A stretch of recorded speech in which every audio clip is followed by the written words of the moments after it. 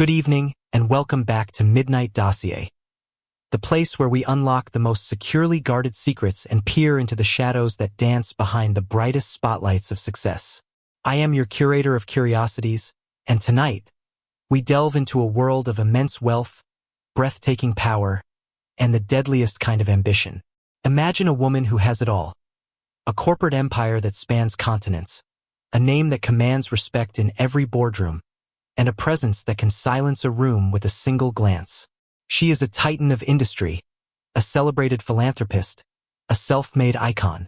But what if the flawless marble of her reputation is merely a facade, concealing a labyrinth of dark secrets and unmarked graves? Tonight, we examine the chilling tale of a brilliant businesswoman whose greatest assets were not listed on the stock exchange. This is the story of a predator in couture, a puppet master of fate, whose enemies and lovers had one unfortunate thing in common: a tendency to meet with untimely, and always impeccably convenient, ends. Prepare to meet the Scarlet Widow, a businesswoman's secret crimes. Now, before we open this confidential file, I want to extend an invitation. If you are intrigued by the intricate machinations of the powerful and the dark secrets they keep, then take a moment to subscribe to our channel. By clicking that button and ringing the notification bell, you ensure your place in our inner circle, guaranteeing you won't miss a single investigation into the mysteries that lie just beneath the surface of our world. It's a small act that helps us continue to bring these hidden stories to light. Thank you. And now, let us begin. Isabella Sterling was not a woman. She was an institution. Her name was etched onto the glass facades of skyscrapers in New York, London, and Tokyo. Her company, Sterling Global, was a behemoth, its tentacles reaching into every lucrative corner of the modern world, from bleeding-edge biotech to monopolistic media conglomerates. Her face, a study in elegant severity with high cheekbones, intelligent, almond-shaped eyes, and a mouth that seemed perpetually on the verge of either a brilliant smile or a withering dismissal, graced the covers of Forbes and Fortune. She was the architect of a modern empire, a queen reigning from a throne of her own creation, situated on the top floor of the Sterling Tower, a gleaming spear of steel and glass that pierced the Manhattan skyline. To the public, Isabella was a paragon of female empowerment. She had shattered glass ceilings with a diamond-tipped hammer, inheriting a modest, nearly bankrupt shipping company from her first husband and transforming it, through a series of audacious and ruthless acquisitions, into the global powerhouse it was today. She was a philanthropist, her name adorning the wings of hospitals and the halls of universities. She was a style icon, her wardrobe a meticulously curated collection of couture that was both armor and art. But to those who moved in her rarefied orbit, Isabella Sterling was an enigma, a black hole of ambition whose gravitational pull was both inescapable and terrifying. Her life was a gilded cage, and no one was entirely sure if she was the prisoner or the keeper. Her past was a carefully edited narrative. The official story spoke of a brilliant but penniless orphan who had put herself through business school, her sharp intellect her only asset. It was there she had met Arthur Sterling, a kind, older man who was the heir to a respectable, if fading, shipping fortune. He was charmed by her drive, her vision. They married, and for 5 years, she was the dutiful, intelligent wife who learned the business from the ground up. Then came the tragic yachting accident off the coast of Monaco. Arthur, an experienced sailor, was lost at sea during a sudden, violent squall. Isabella, who had remained on shore due to a convenient bout of seasickness, was the sole heir. She mourned him gracefully, wearing black for a year, a somber, beautiful widow who then proceeded to gut and rebuild his company with the precision of a surgeon and the ruthlessness of a warlord. Husband number 2 was Marcus Thorne, a charismatic tech visionary whose revolutionary data mining algorithm was poised to change the world. Sterling Global acquired his company in a hostile takeover, but Marcus, rather than being crushed, was captivated by the woman who had bested him. Their marriage was a whirlwind of passion and power, a true partnership that saw Sterling Global's value quadruple. 3 years later, Marcus, a man with no history of heart problems, suffered a massive, fatal coronary thrombosis during his morning workout in their private gym. Isabella was, once again, the grieving widow, inheriting his patents, his shares, and his unfulfilled vision. Finally, there was Julian Croft, a British aristocrat and media baron whose influence could sway elections and topple governments. His merger with Sterling Global was seen as the crowning achievement of Isabella's career. They were the ultimate power couple, their union a fusion of new money and ancient influence. Their life was a glamorous spectacle of state dinners and exclusive galas. Until one day Julian, a renowned equestrian, was killed in a freak riding accident at their country estate in the Cotswolds. His horse, a notoriously gentle stallion, had apparently bolted, throwing him against an ancient stone wall. Isabella, who had been in London closing a multi-billion-dollar deal, was devastated, and she was, for the third time, a widow, now in complete control of one of the most powerful media empires on the planet. 3 husbands, 3 tragic, unforeseen deaths. 3 massive consolidations of wealth and power into Isabella Sterling's perfectly manicured hands. The world saw a pattern of terrible luck. Detective Frank Miller of the NYPD saw a pattern of perfection. Frank was everything Isabella was not. He was rumpled, perpetually tired, and lived in a small, cluttered apartment in Queens that always smelled faintly of stale coffee and takeout. He was a creature of the street, of precinct basements and dimly lit interrogation rooms. He had seen the worst of humanity, but the sterile, bloodless evil he suspected of Isabella Sterling chilled him in a way that the city's more visceral crimes never had. He had been a junior detective when Marcus Thorne had died. It had been assigned to his precinct, an open-and-shut case. The coroner's report was unequivocal. Massive myocardial infarction. But something had always bothered Frank about it. The paramedics had reported Isabella's almost unnerving calm. The household staff had been too rehearsed in their statements. And Thorne's personal physician, a man who had given him a clean bill of health just a week prior, had seemed overly eager to sign off on the death certificate. Frank had kept a private file, a collection of news clippings, financial reports, and his own scribbled notes. Arthur Sterling's disappearance. Marcus Thorne's heart attack. Julian Croft's riding accident. Individually, they were plausible tragedies. Together, they were a statistical impossibility. But there was no evidence. No proof. Isabella was a ghost.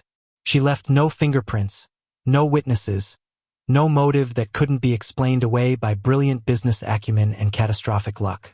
She was untouchable, insulated by layers of wealth, power, and the best legal team money could buy. Frank was a bulldog chasing a phantom, and the chase was slowly consuming him. His investigation, unsanctioned and obsessive, led him down a rabbit hole of shell corporations, offshore accounts, and discreet private investigators who had a habit of disappearing or recanting their statements. He discovered that a month before Arthur Sterling's yacht went down, Isabella had taken out a massive insurance policy on the vessel, a policy that also included a substantial personal payout in the event of his death at sea. He learned that Marcus Thorne's personal chef had quit abruptly 2 days before his death, paid off with a severance package so large it was effectively a gag order. He found a stable hand from Julian Croft's estate who swore the gentle stallion, Buckingham, would never bolt, but the man had been fired and had since vanished, his family claiming he'd gone back to Ireland. Every lead was a dead end, every potential witness a ghost. It was a web of deceit so intricate and perfectly woven that Frank could only stand back and admire the spider at its center.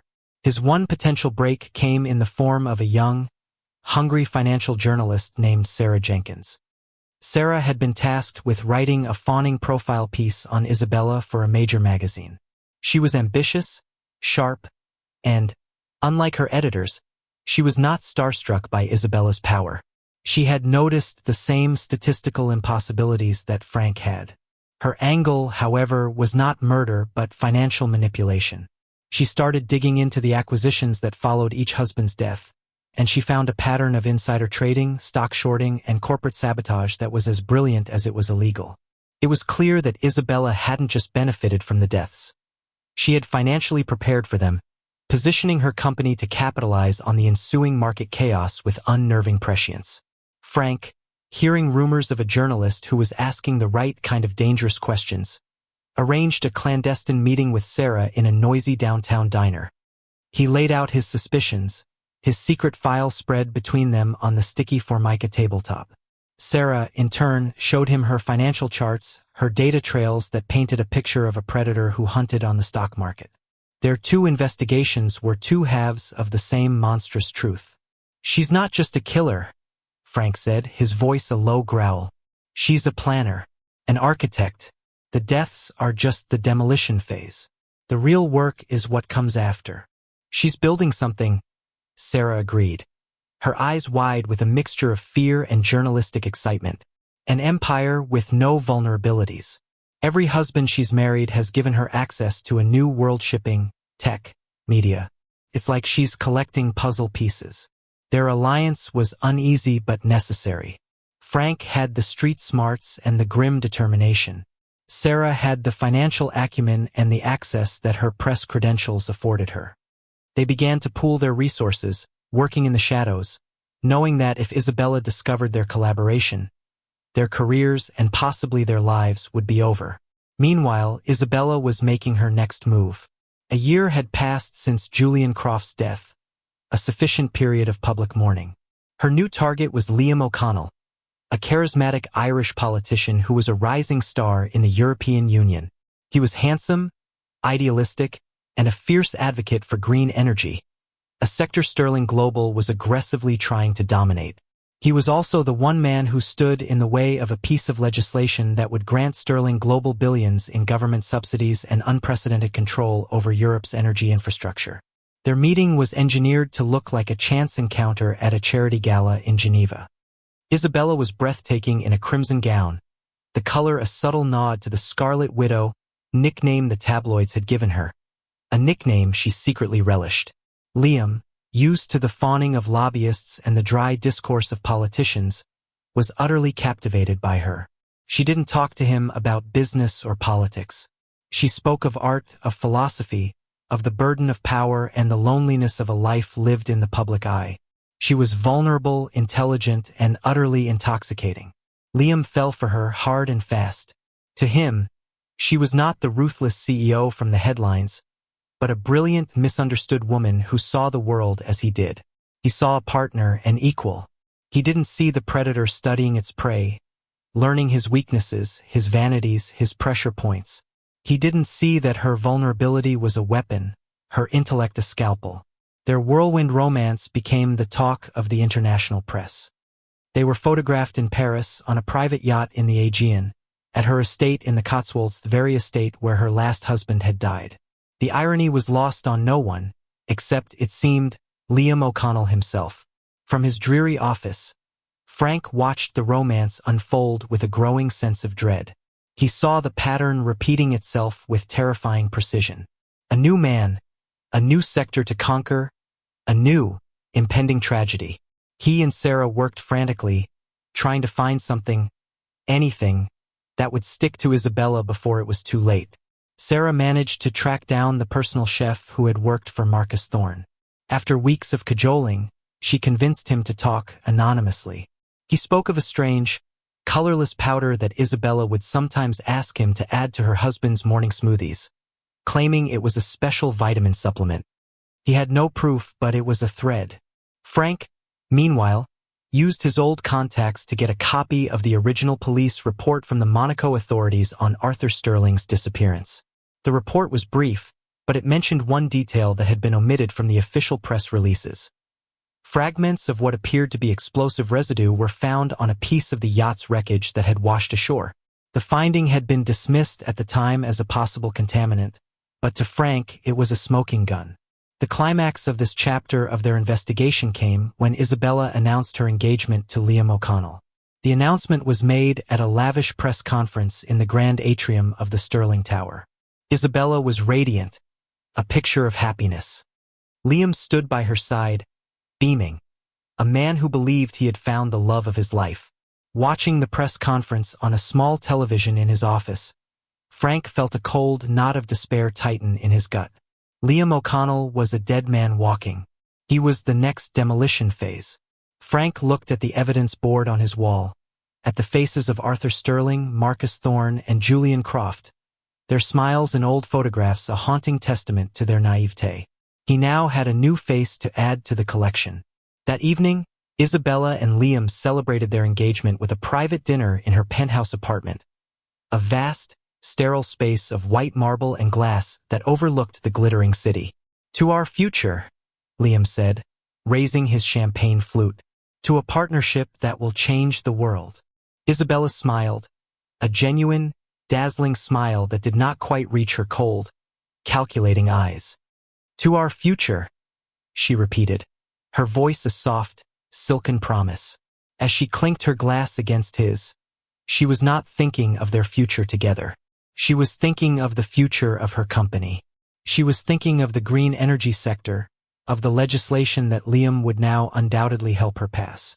And she was thinking, with the detached, methodical precision of a master architect, of what kind of tragic, unforeseen accident would be most suitable for a charismatic, idealistic politician. The fall from grace? A sudden, shocking scandal? Or perhaps something more classic, more elegant? The possibilities, like her ambition, were limitless. The gilded cage had a new occupant, and the keeper was already forging the key to his demise. The engagement of Isabella Sterling and Liam O'Connell was a global event, a spectacle of power and romance that dominated the news cycle for weeks. The world saw a fairy tale. Frank Miller and Sarah Jenkins saw a ticking clock. With Liam now firmly in Isabella's orbit, his political influence being subtly leveraged to benefit Sterling Global, they knew that his value to her had an expiration date. Once the key energy legislation he was championing was passed, his utility would be exhausted, and history suggested his life would be as well. The pressure on the unlikely duo intensified, transforming their cautious investigation into a frantic, desperate race against time. Their first priority was to find concrete, irrefutable evidence, something that could pierce the armor of Isabella's legal team. The chef's story was hearsay, and the explosive residue from Monaco was a 20-year-old cold case that foreign authorities had no interest in reopening. They needed something current, something undeniable. Their focus shifted to the last and most recent death, Julian Croft. Sarah used her press credentials to request access to the Croft family archives for her in-depth profile on Isabella. After weeks of navigating bureaucratic red tape and the suspicions of the Croft family solicitors, she was granted limited access to Julian's personal effects, which were stored in a climate-controlled vault in the basement of his London townhouse. She spent days sifting through old letters, journals, and financial records, searching for anything that seemed out of place. It was in a small, leather-bound writing diary that she found the first crack in Isabella's alibi. Julian had been a meticulous record keeper. He noted the weather, the horse he rode, the duration of his ride, and any unusual incidents.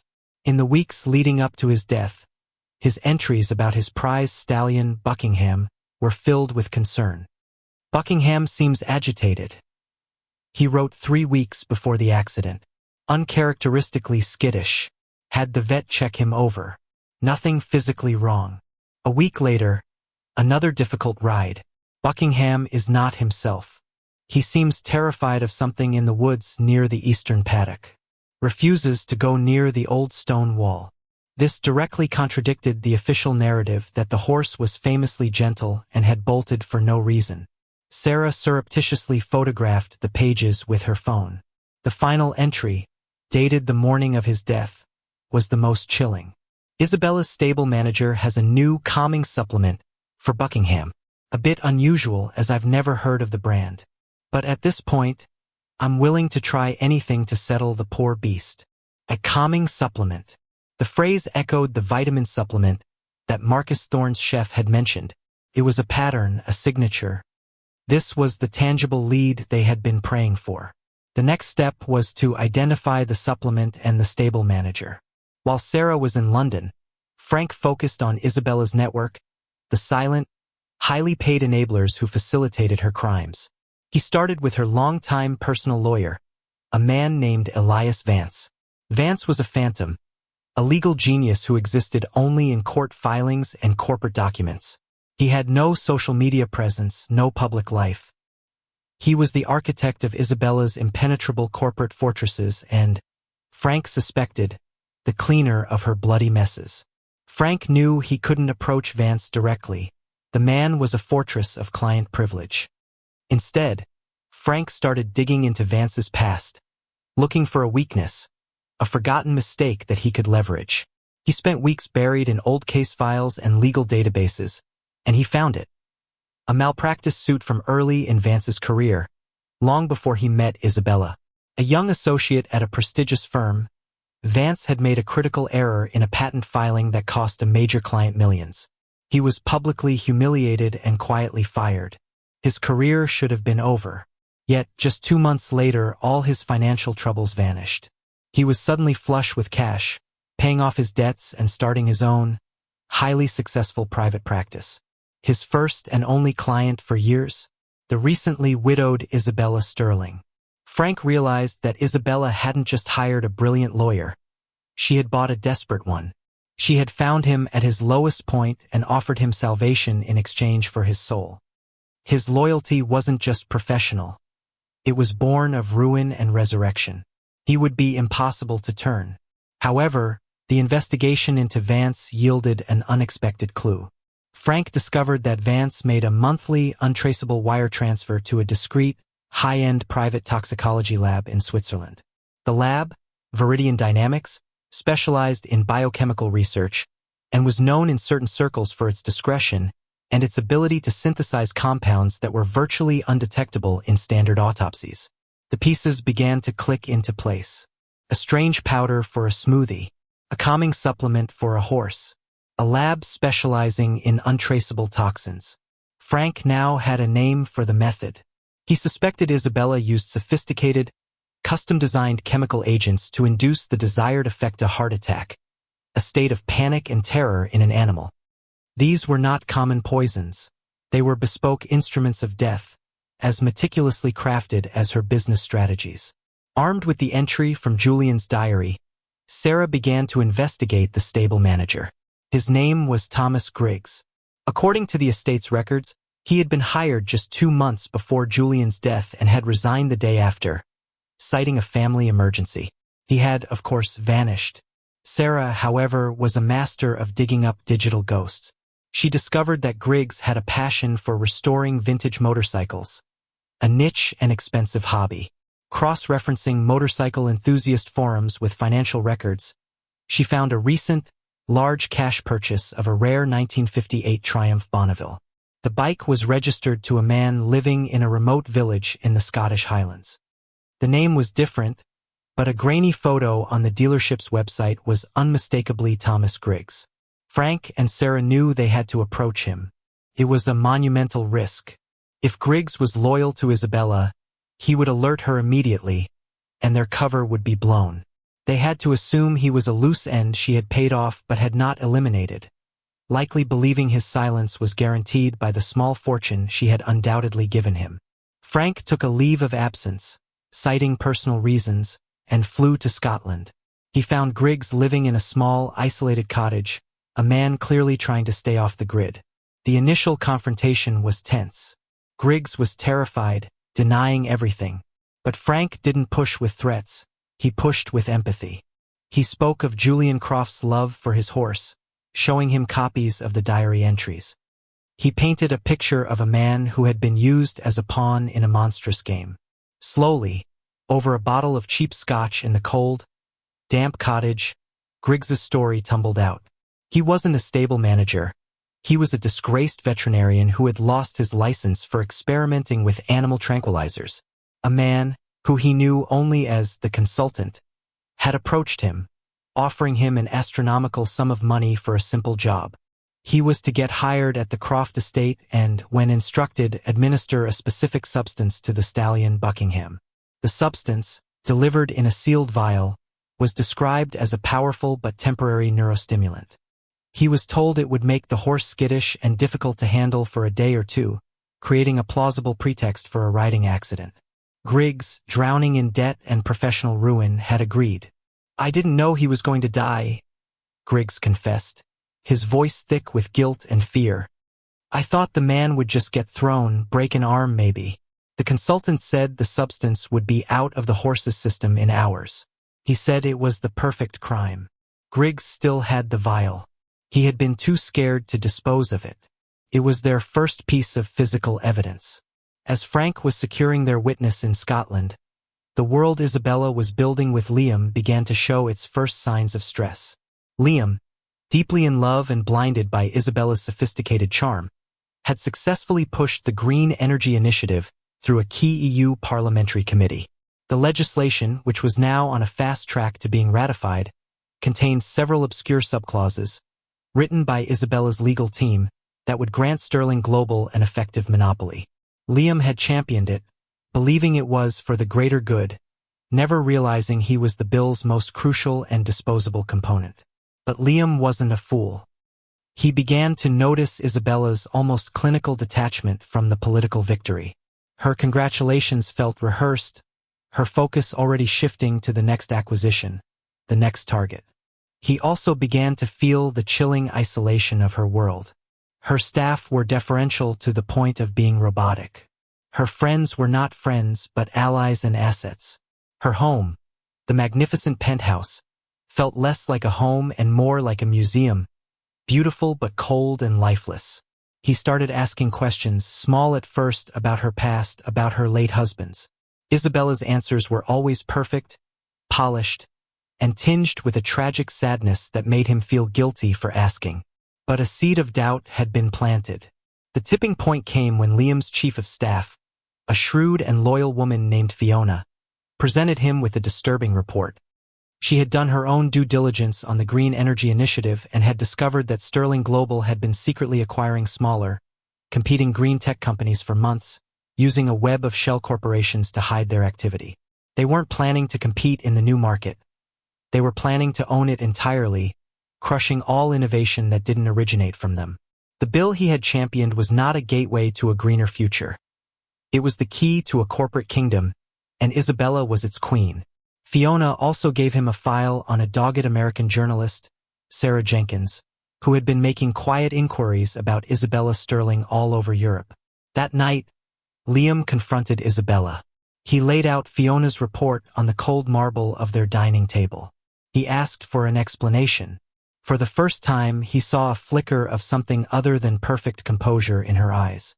It was annoyance, the irritation of a master strategist whose pawn had unexpectedly moved off its designated square. She didn't deny it. Instead, she reframed it. "This is how the world works, Liam," she said, her voice smooth and reasonable. "Progress requires vision, and vision requires control. We are bringing order to chaos. It's a messy business, but the outcome will be a better, cleaner world, guided by a steady hand." "Guided by your hand," he countered, the first hint of disillusionment in his voice. "This isn't a partnership. This is a coronation." The argument was their first, a deep crack in the flawless facade of their relationship. Liam left the penthouse that night, telling her he needed time to think, to clear his head. He went to his hotel suite, his mind reeling. The woman he loved was not who he thought she was. He found Sarah Jenkins's contact information and, after a long moment of hesitation, he sent a single, encrypted email. "I think we need to talk." Isabella, alone in her penthouse, watched his car pull away. The annoyance had faded, replaced by a cold, pragmatic calculus. Her emotional response was non-existent. Liam had served his primary purpose. The legislation was all but guaranteed. His burgeoning doubt, however, now made him a liability. The timeline for his tragic accident had just been moved up. She picked up a secure satellite phone, the one she used for conversations that could never be traced. She dialed a number from memory. "It's me," she said, her voice devoid of any emotion. "The Irish asset has become compromised. We need to accelerate the endgame. How is the project for a man with a passion for sailing in treacherous waters?" A calm, synthesized voice on the other end replied, "The submersible drone with the shaped charge is operational. The weather patterns off the Irish coast are favorable for a sudden squall this weekend. We can replicate the Monaco scenario perfectly." "Excellent," Isabella said. "Proceed as planned.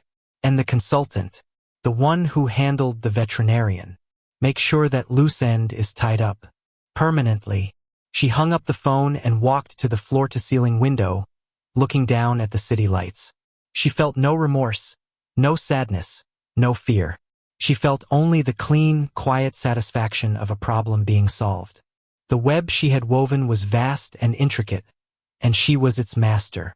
One broken thread, one troublesome fly, was of no consequence.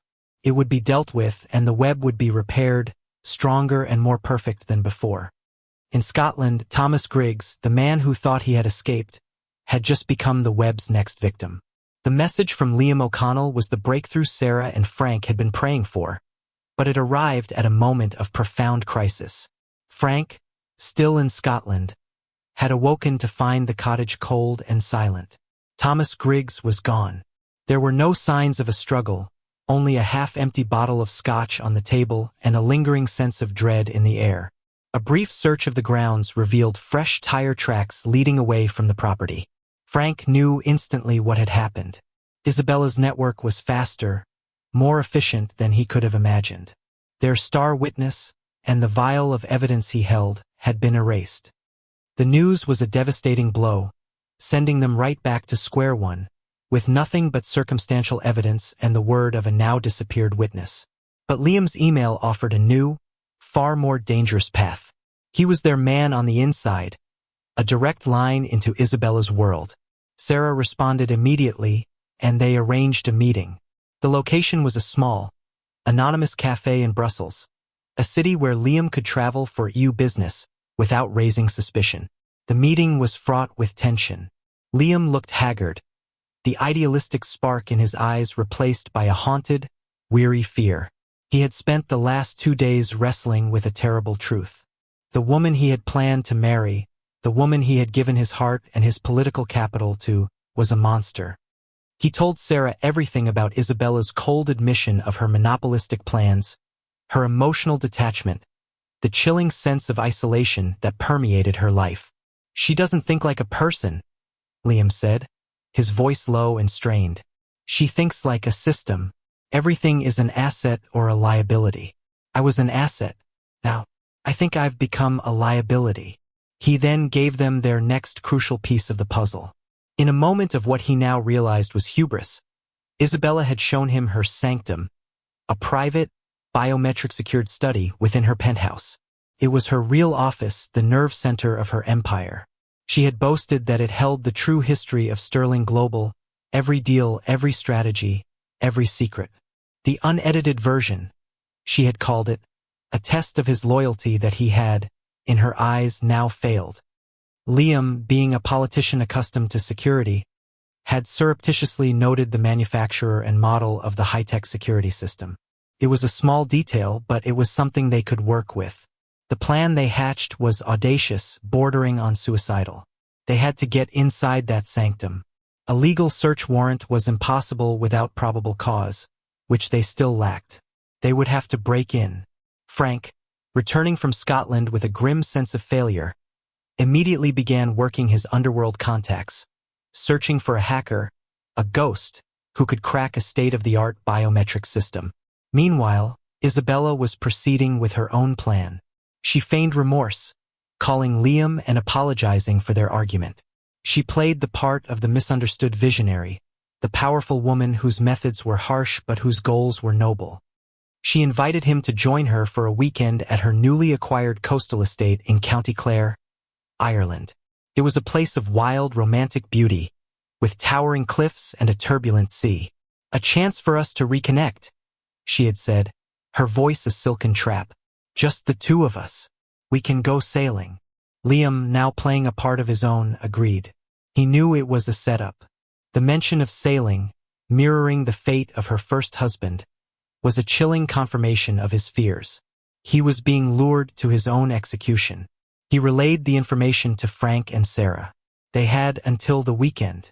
The hacker Frank found was a young, paranoid genius who went by the name Nix. Working from a secure location, Nix confirmed that the security system on Isabella's sanctum was formidable but not impenetrable. It had a fatal flaw, as many systems did, a reliance on a remote access maintenance protocol.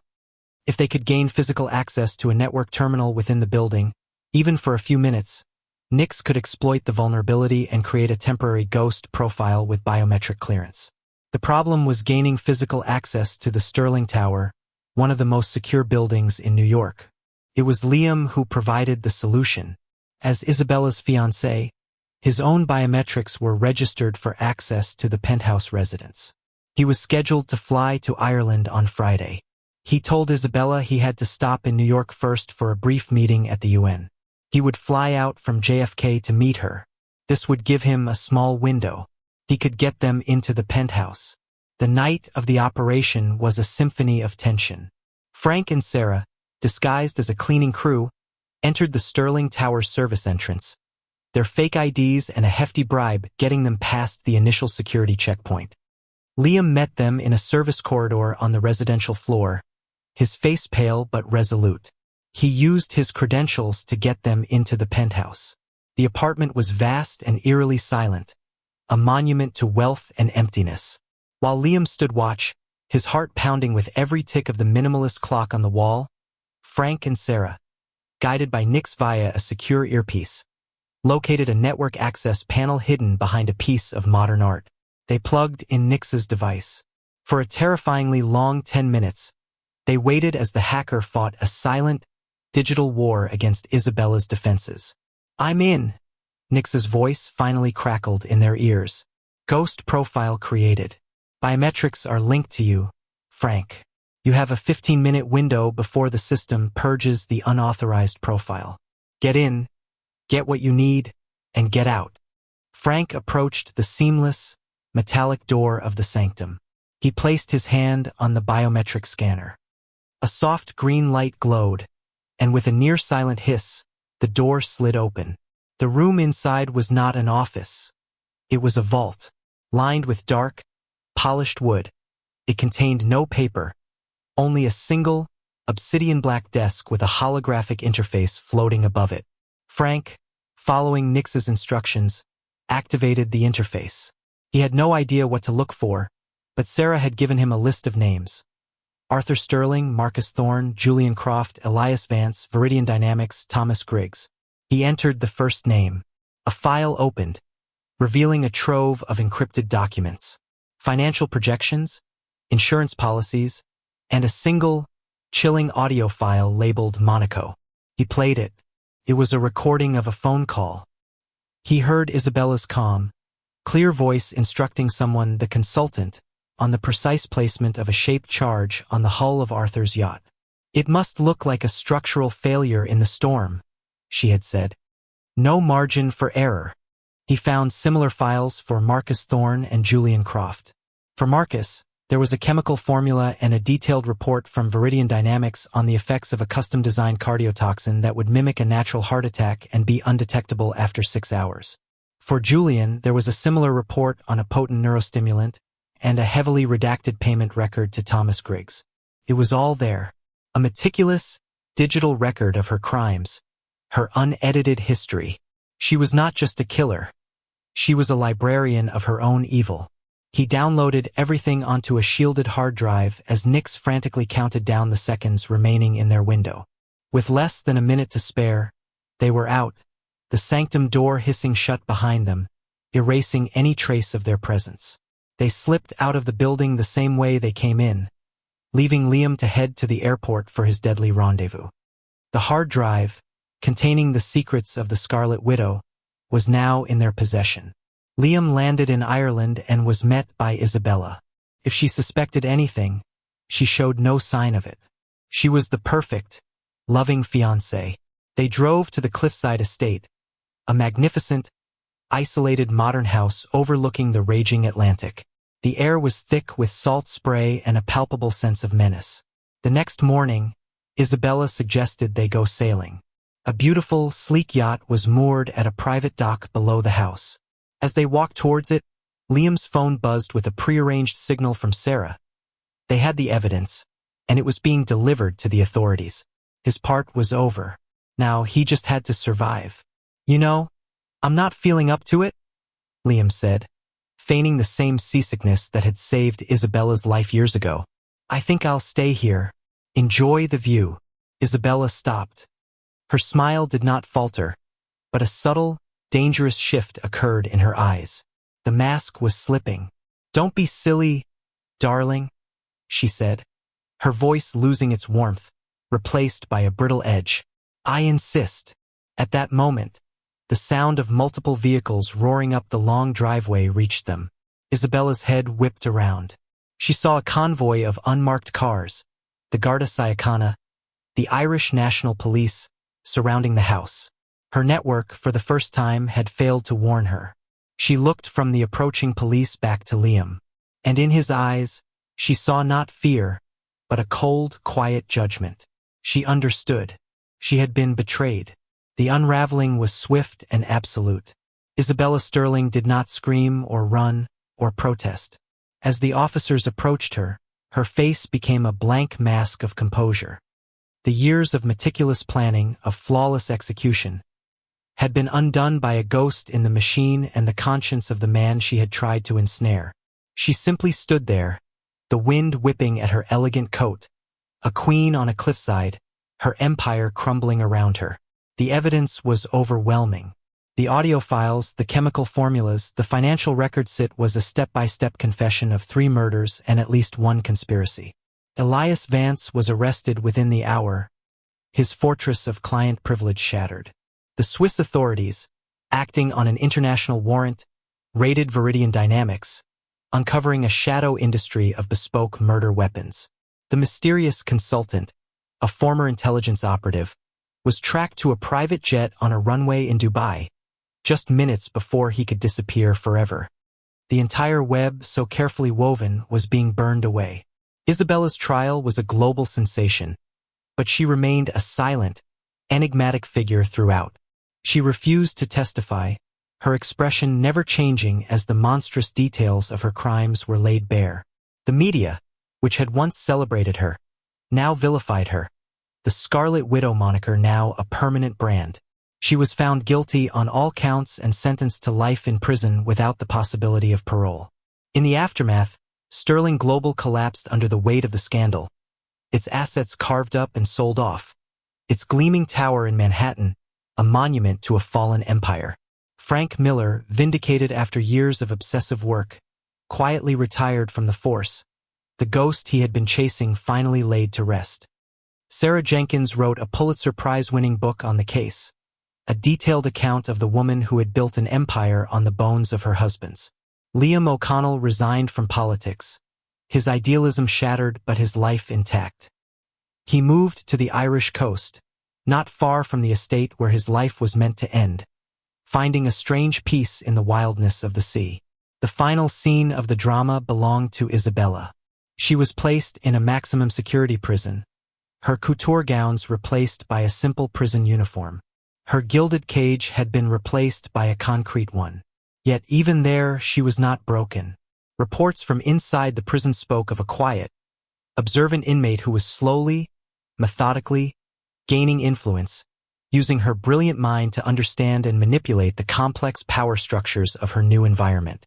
She had lost her wealth, her company, her freedom.